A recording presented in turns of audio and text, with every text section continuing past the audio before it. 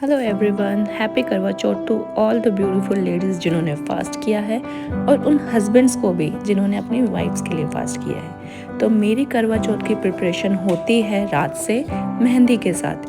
मेरे घर के पास ही एक बच्ची रहती है जिसको मेहंदी लगानी आती है, तो मैंने उसको अपने घर पे बुला लिया था मेहंदी के लिए। मेहंदी लगाते लगाते रात के 12 बज गए थे, तो हमने सोचा थोड़ा बहुत अभी ही खा पी के सो जाते हैं, बाद में कौन उठेगा।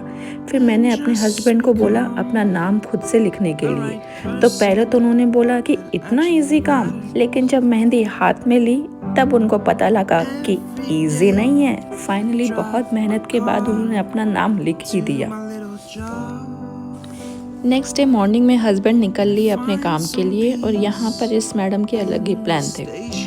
इन्होंने बोला कि मम्मा आज आपका फास्ट है तो आप रेस्ट करो, सफाई मैं कर देती हूँ। लेकिन मुझे पता था अगर इसने सफाई शुरू कर दी तो मुझे तो रेस्ट बिल्कुल भी नहीं मिलेगा। इसके बाद हम लोग आ जाते हैं अंदर। आज काफ़ी टाइम के बाद धूप निकली थी, तो मैंने सोचा बालों को धूप में ही सुखा लूँगी और साथ साथ नेल पेंट भी लगा ही लूँगी। लेकिन जहाँ भी मैं ऐसी चीज़ें ओपन करती हूँ पता नहीं कहाँ से ये देवी प्रकट हो जाती है।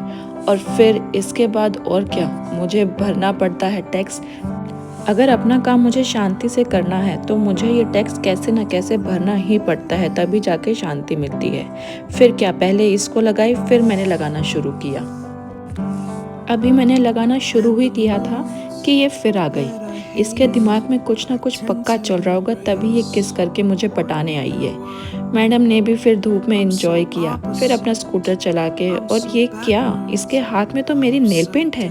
अच्छा, अब समझे कि ये किस चीज़ के लिए इतनी पप्पियाँ दे रही थी। इसकी पूरी कोशिश चल रही है नेल पेंट ओपन करने की, और फाइनली इसने ओपन कर भी ली। और देखो तो कितना चालाक बनने की कोशिश कर रही है, जैसे मुझे तो कुछ पता ही नहीं चलेगा। खैर, बाल सुखा के हम चले अंदर की ओर और अभी बारी थी बालों को ब्लो ड्राई करके स्टाइल कर। मुझे तो लगता है आधे से ज़्यादा मेरे बाल इन चक्कर में ही टूट रहे हैं। इधर स्टाइल तो मैं ऐसे मार रही हूँ जैसे पूरा दिन मेरे बाल ऐसे ही रहने वाले हैं। अभी 2 मिनट में सेम वैसे ही हो जाएंगे। यहाँ पे मैंने निकाल ली है अपनी साड़ी, जो कि आज मैं पहनने वाली थी। फिर सोचा पहले तैयार हो जाती हूँ, फिर एंड में साड़ी पहन लूँगी। यहाँ मैंने थोड़ा मेकअप शुरू ही किया था कि मेरी मेकअप आर्टिस्ट आ गई और बोलने लगी, अरे मम्मा मेरी तरह करो ना, आप कैसे कर रहे हो, देखो मैं आपको दिखाती हूँ कैसे करना है। ये लिपस्टिक लेनी है और बिल्कुल सेम ऐसे लगा लेनी है। जहाँ मैं 2 मिनट शांति से अगर कुछ कर रही हूँ तो ऐसा हो ही नहीं सकता कि ये कुछ गड़बड़ ना करे। फिर मैंने अपनी दुकान की बंद, फिर इस मेकअप आर्टिस्ट का मुंह साफ किया, जिसमें ये रो तो ऐसे रही है जैसे मैंने पता नहीं इसके साथ क्या कर दिया। इसका मुंह साफ करके मैं हुई फिर पूजा के लिए रेडी। यहाँ मैं हो गई हूँ रेडी, लेकिन पहले कैमरा चेक तो बनता है। पूजा से पहले moms duty first.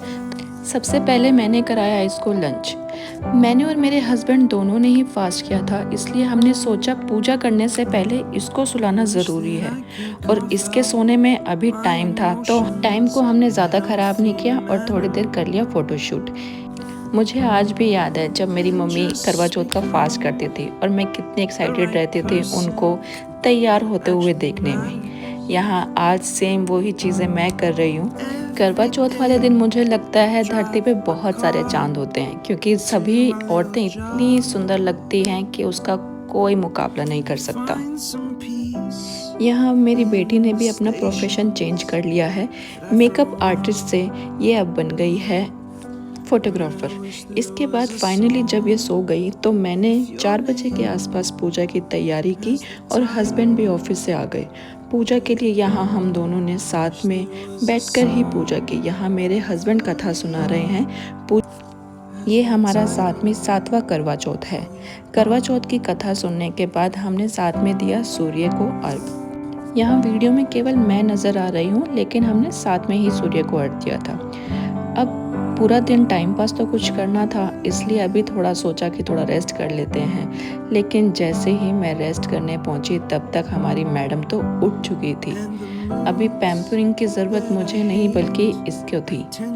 Pampering time के बाद हम चले गए फिर अपने गार्डन साइड। कुछ न्यू प्लांट्स हमने लगाए हैं तो उसमें हमने साथ में पानी डाला। इसको पानी का शौक तो बहुत ज़्यादा है, इसलिए ये काम भी मैंने इसको ही दिया।